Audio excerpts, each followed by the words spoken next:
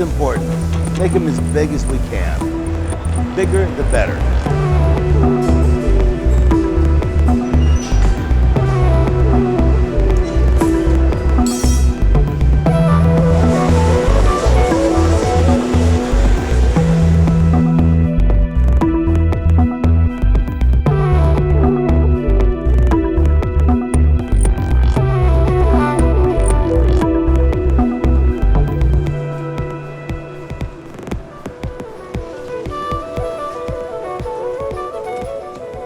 Sand and fire and put it together and you have glass. And it turns into a liquid. Imagine the sand turns into a liquid and then you stick a pipe in there and gather it up like honey and bring it out and blow down there and you blow a shape that over the centuries glassblowers have learned to make it into an incredible array of forms. And I've been lucky enough to come along at the right time, at the right place, to be able to expand many of the forms that were made throughout this 2,000-year history.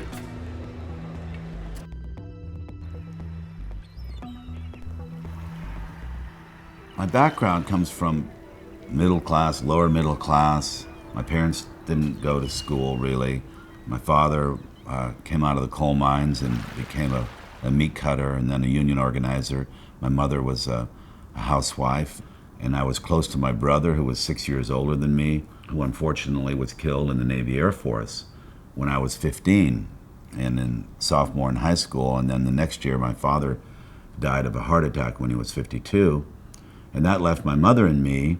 My mother really wanted me to go to college. I guess that was 1959. I took a course in weaving at the University of Puget Sound. And then when in 1960, went to the University of Washington, then I picked up the weaving again.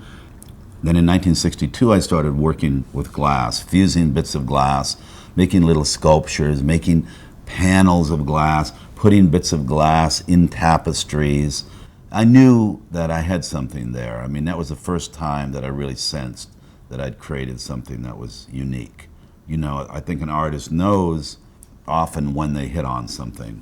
And I knew these tapestries were mine. In fact, an artist really can't move ahead or go on unless they have that feeling. Sometimes you might have to fool yourself that you're doing something important, but unless you can make something important, you can't continue. One night I melted some stained glass because I had this little kiln because I was fusing the glass together. I put in a piece of iron pipe that I probably bought at the hardware store and blew a bubble. I had never seen glass blowing before, but there was a picture on the wall. I remember the picture clearly of a glass blower with his cheeks all puffed out like he's blowing a trumpet. So from that point on I wanted to be a glass blower. And I wanted to study glassblowing. Fortunately, the University of Wisconsin had just started a glassblowing program. I went to Alaska and became a commercial fisherman to earn the money to go to graduate school, which I did. I got a degree there in a year. I then went to the Rhode Island School of Design in Providence and got another degree. I then went to Venice, Italy on a Fulbright scholarship and studied glassblowing at the famous Benini factory in Venice. I was too intimidated to blow glass myself because I was such a lousy glass blower compared to, you know, the greatest that there were.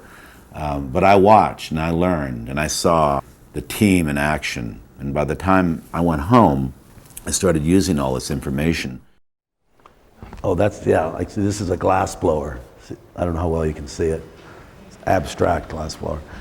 It's really important, you know, to take an idea as far as you can. And that's my biggest problem in teaching, is that somebody will get a decent idea and just not develop it. The whole idea of making art, as far as I'm concerned, just comes from just doing it over and over and over. You just have to be making a lot of mistakes.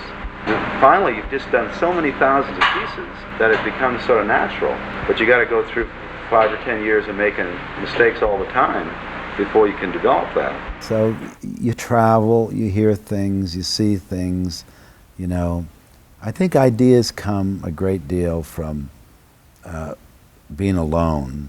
You know, even though I work with a big team of people all day long, I happen to be an early riser, so I'm often up at 4 or 5 in the morning and have several hours, you know, to be on my own and think about things. I never really know where things come from. Yes, sometimes, like you see the baskets behind me, I saw those in Tacoma at the History Museum, and then I decided to make them out of glass. So there's a direct example of something influencing me. I think it was about 1977 that I was visiting the Washington State Historical Society and looking at their Indian basket collection. And it dawns on me that, hey, wouldn't it be interesting to try to make these baskets out of glass? A lot of the baskets are old and kind of crumply, and they're not always straight and firm. And so I got into my mind that somehow I wanted to make them asymmetrical. And so first I would bang them with a paddle to beat them up a little bit. But I soon learned that if I just used the heat of the furnace and the fire, that I could get the same kind of movement from the fire itself, and it was more beautiful. That was really the breakthrough series for me, to begin to form glass with fire, with gravity, with heat, with centrifugal force. I was using just human breath going down into this miraculous material, blowing it up, making it as thin as I could, and getting it so hot that it would almost collapse and begin to move. And so I was pushing the edge of thinness and collapsibility and making new forms. So it's not that you're constantly searching for something new, it's just that something new comes. You know, the baskets did evolve into the sea forms, and the sea forms evolved into the Persians. But, you know, a series like the Venetians will come in, which are totally different. You know, or the chandeliers, which came out of nowhere. I started working with glass in 1962. Of course, the work started small, and it got larger and larger. And then at a certain point, the pieces were just big enough. You know, they became hard to handle if they were any bigger. And around that same time, I started doing architectural installations. I have a degree in interior design and architecture, and so I was very comfortable working in spaces. It was a very smooth transition to, you know, the installation started small, and then as we learned how to put things together, we quit making the parts big, and then we went back to making the parts small. So it's massing all that color together. When you look at the sun, and there's 1,000 or more parts in it, and there's that much yellow, and the sun is coming through it. You know, our artificial light is going through it. It just, you know, it's just a massive amount of yellow color, and it's this big, simple form. It just has a lot of power when you see it in that way. So it was a natural thing for me to go from the smaller works to the larger works.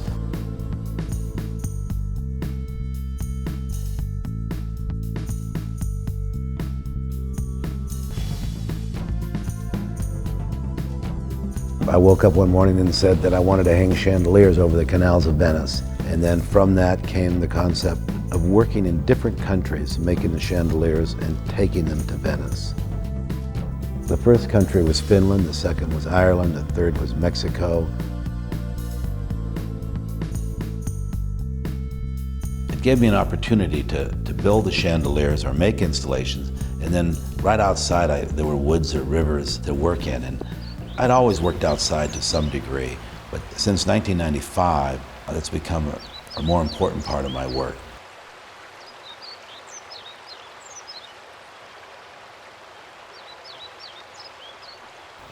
It was an extraordinary experience for me to be in Venice. It's still my favorite city. My second favorite city, and a very close second, is Jerusalem.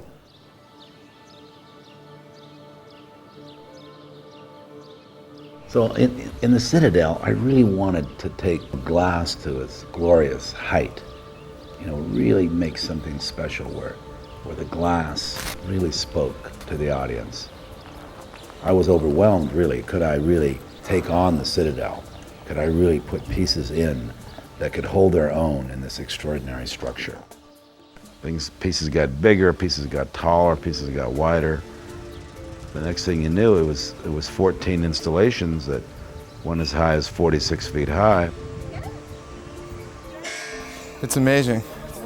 to do this, to come from one sketch to something real. That's really big, because on paper it's only 8 inches tall, not 45 feet tall. But that's the challenge, to do it in a way that doesn't hurt anything or people, and to make it what Dale wants.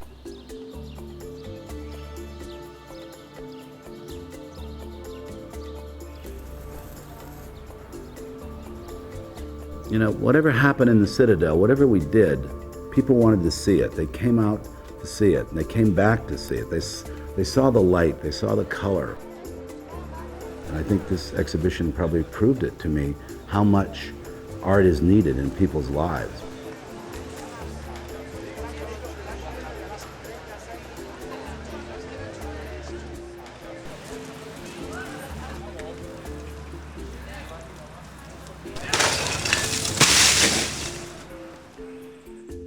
When you look at my work, it's very organic, and it looks like it, in many cases, could have come from nature even. If I hung a chandelier or had some parts coming out of the ground and we had them in the forest and you came around the corner, your first thought might be that that was something made by nature.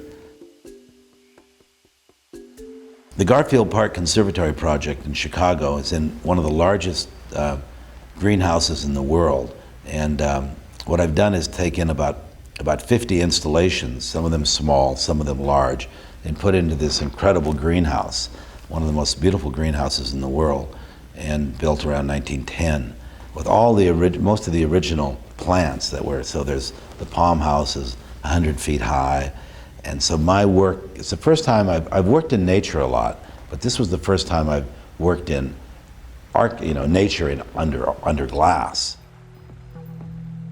When you look at glass, you're really looking at light itself. I mean, there are very few transparent materials where when the light comes through it, you see the light and the color. The magic of light going through something, that's one of the things that attracts, people with glass.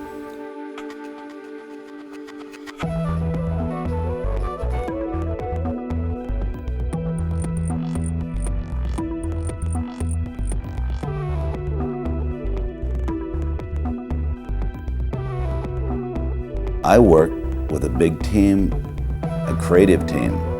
I don't like to work alone. I like to play off of people, and I like to ask people what they think. And, when they make it, I might not like it, take it down, build it again, change the color, whatever. Just like making a painting or anything else. And I have the ability to move quickly and make changes fast and redo pieces. I couldn't do 1/10 of what I'm doing if I didn't have a big team.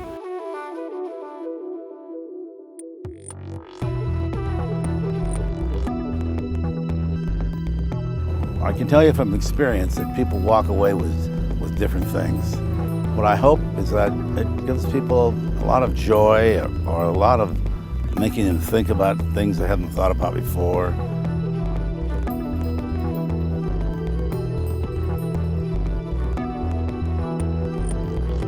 I've often been asked, what would I like to do that I haven't done? And the first thing that comes to mind is that I'd like to build a conservatory or a glass house and to design everything that goes inside it.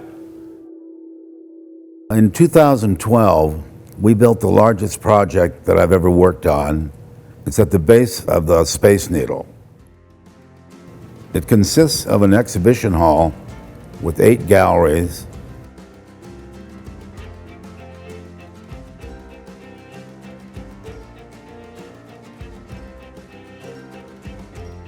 Outside, there's a garden with 8 different exterior projects.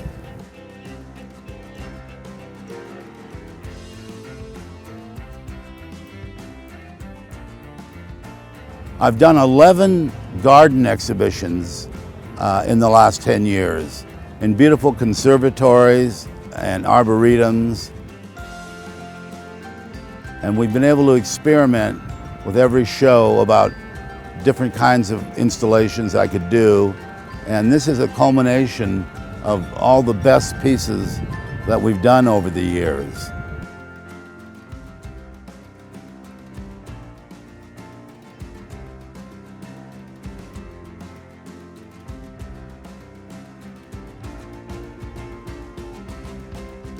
how those are put together for me, it's really more about architecture than about objects.